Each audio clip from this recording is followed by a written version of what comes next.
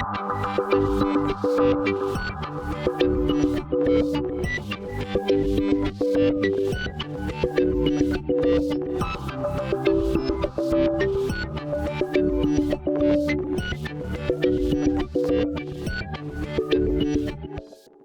of a person with albinism, I mean, on the average, has been a kind of difficulty in the sense that if you don't have support and love right from home, you are not likely to be able to push through, in the sense that albinism comes with challenges that has to do with your eyes and your skin, you know. So if they don't really understand the condition and guide you as to what to do, you know, you'll not even be able to go through school.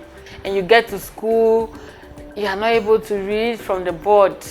And a lot of teachers are not sensitive to, I mean, the needs of person with albinism.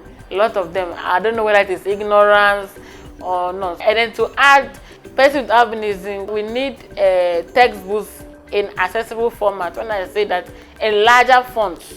And there are no tailored books like that. I mean, our textbooks are not tailored. We don't have the larger font with examination. It's the same like everybody else, you know. So if we don't have the support right from home and support of the community or the environment where you find yourself, you are easily to drop out.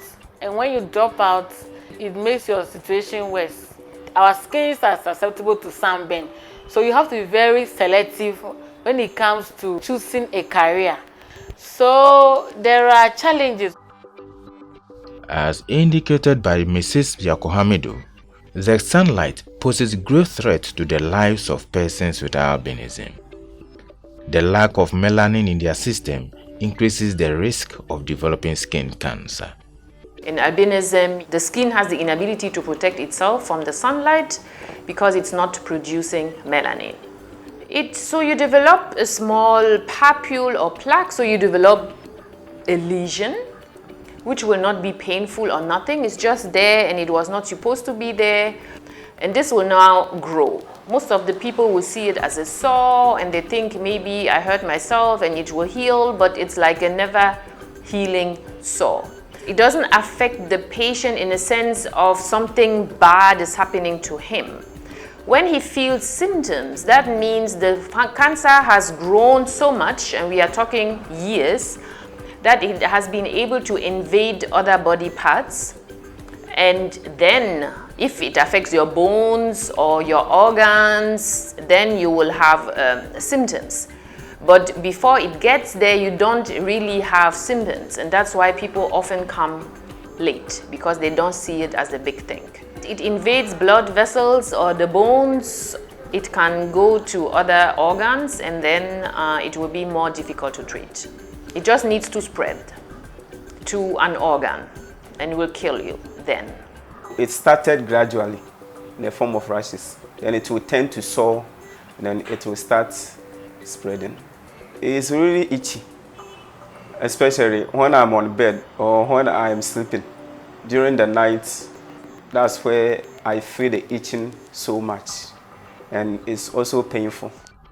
But how much does the public know about the challenges that come with living with albinism? I don't really know about them. So it means you don't have any idea what causes their condition? No. No. I don't have any idea about them.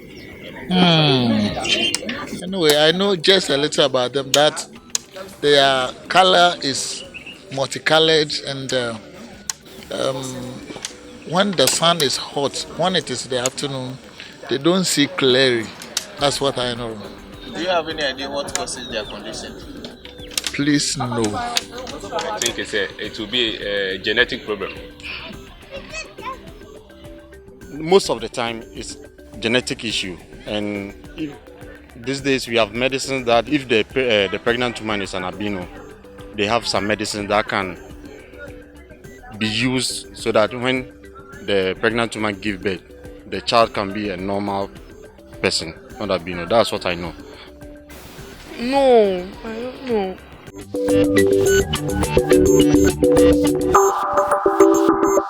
Oh, a whole lot. They don't go to private on Fridays. They don't die. They vanish like a whole lot. Oh, I'm gonna say. They are used for cleansing our gods, our small gods and those things. Now they say they don't die and normally vanish. That's what people normally say about them. I can say what people are saying about them is true.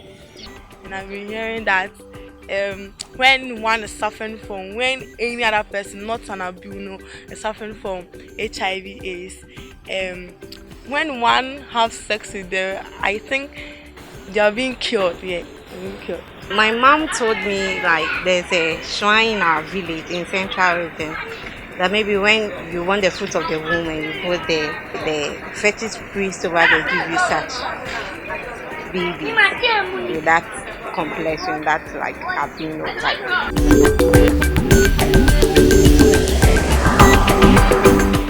Hey.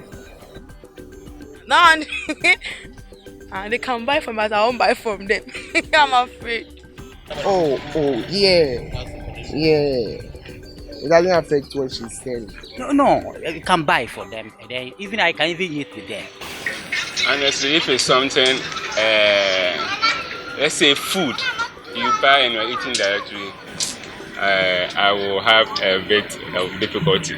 But if it's like maybe Pepsodent, I buy it's packaged, so I think it's normal to me. I wouldn't buy a raw food from albino.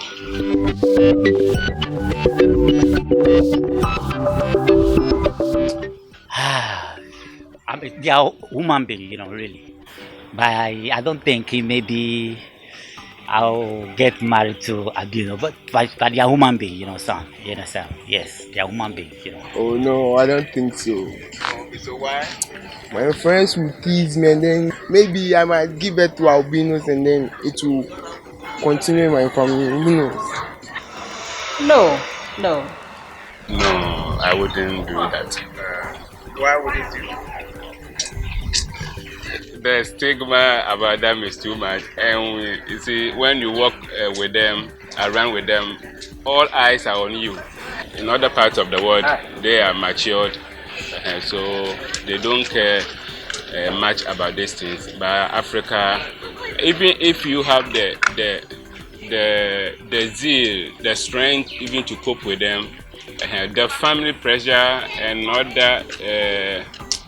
other pressure from outside, the stigma and this thing, it will be affect you. Albino. Why not? Are you sure you're being honest? Of course, I'm being honest. If only there is no any spiritual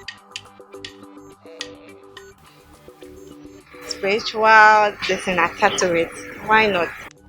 Over the years, civil society organizations and disability groups have been making efforts to educate the public about disability issues.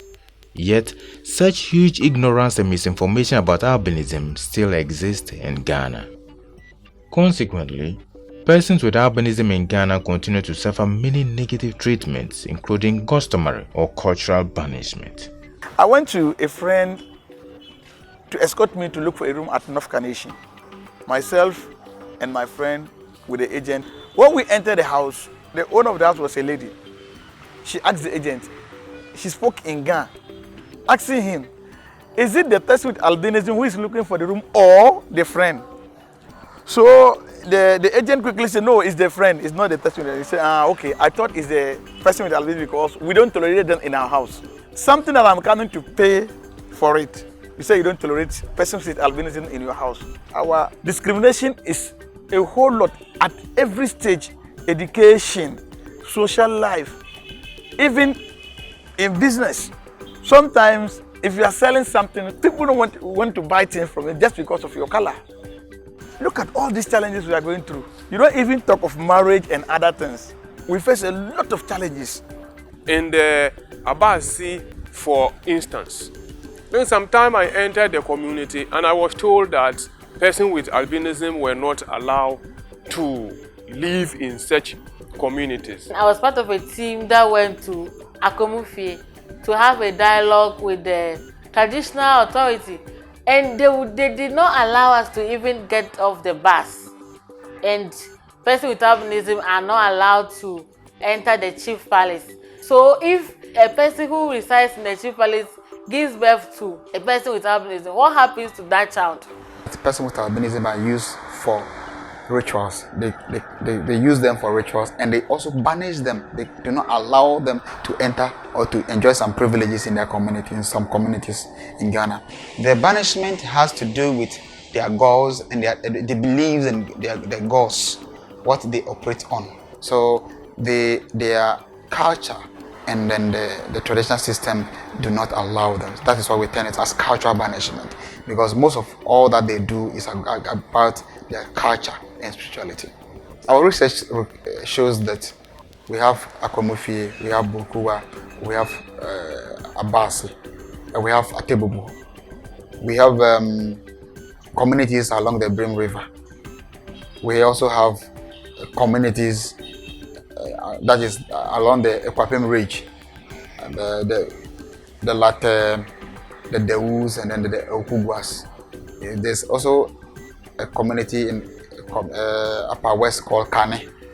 We have one at Elembele, what's it called, Akango, and one in the Oti region, the new Oti region now.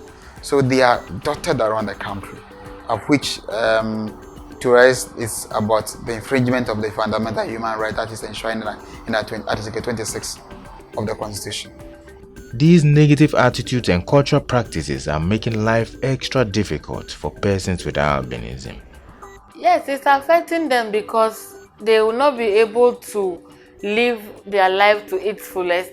You can just imagine the best you can do is to leave that community, because there was, through our advocacy, there was a lady who had a child with albinism, and he had to take the child and leave that community. And there was also an instance where the person was just is not able to even go to school, always in the room, and the person has a right to live. And so if you are not able to attend whether formal or informal school and gain some skills to be able to fend for yourself, then you become a kind of a burden for your parents, you understand, and you will not be useful to your family and to the community and the nation as well. Meanwhile, persons with albinism, they are endowed with abilities. Once they are given the opportunity, they are capable people. But you can understand that because of certain beliefs and all that, psychologically they are not confident, so it affects them. I mean, it affects our brothers and sisters with albinism in those communities. This banishment is affecting the lives of persons with albinism economically, socially, and then even education-wise. Because you fear for your life, you cannot go out there to perform any economic activities willingly, because you are afraid that maybe somebody might adapt you along the line of your business. And for us and as an association, it's affecting us because we do not have the impetus to go out there to advocate for a cultural change. Mind you, these communities, when we started approaching them, the system is such that they cannot get any endorsement for a reform, cultural reform from the chiefs themselves, because they are all afraid that, and they attribute that this is what they came to meet. So it is affecting us, and it's very, very bad and pervasive in the country. It dehumanizes us, because if you are a human being, you are born in a particular community, you have not committed any sin, you have not done anything, but the society says because of your color, we don't need you here, you don't belong here, go. How will you feel? But it certainly affects you. You are thinking whatever you even have to do. Now if you are not allowed to even stay in your community, how do you have better education? Because you are supposed to stay in your community for your family to take care of you, to have better education. And if you do not have better education, you will not get any better job to do. And if you do not get better job, what then will you do? How then will you survive? How then will you live your life to become a responsible person? So we totally become useless because you cannot contribute even to society. So it really affects us, and it is very wrong. Albinism is purely a genetic condition. Couples who have both partners having the albinism gene are likely to have 1 out of their 4 children with the physical condition of albinism. Persons with albinism are complete human beings. They do not possess any magical powers that make them vanish or make them special. Endeavor to respect the rights of persons with albinism and treat them with dignity. We must be able to achieve that society that is both accommodating to persons with disabilities and supports them to be the best of themselves. There are people with albinism. The condition doesn't define them. And what defines them when we want to talk about the condition is that they always have to be aware that sunlight is bad for them, meaning they need sun protection. But if you remove that from the equation, there is nothing that should justify discrimination, segregation, whatever.